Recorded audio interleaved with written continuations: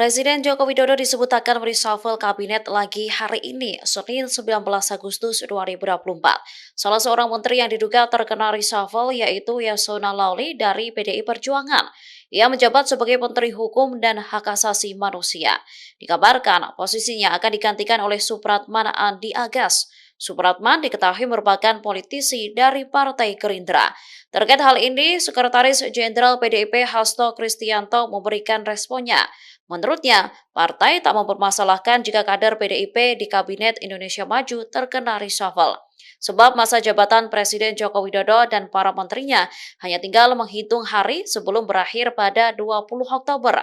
Hasto menyebut jika menterinya bisa siap-siap dan bersih-bersih lebih awal.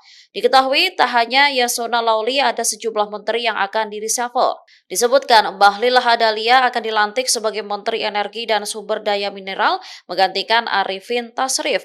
Jabatan Bahlil sebagai Menteri Investasi, Kepala Badan Koordinasi Penanaman Modal akan digantikan oleh Rosan Ruslani.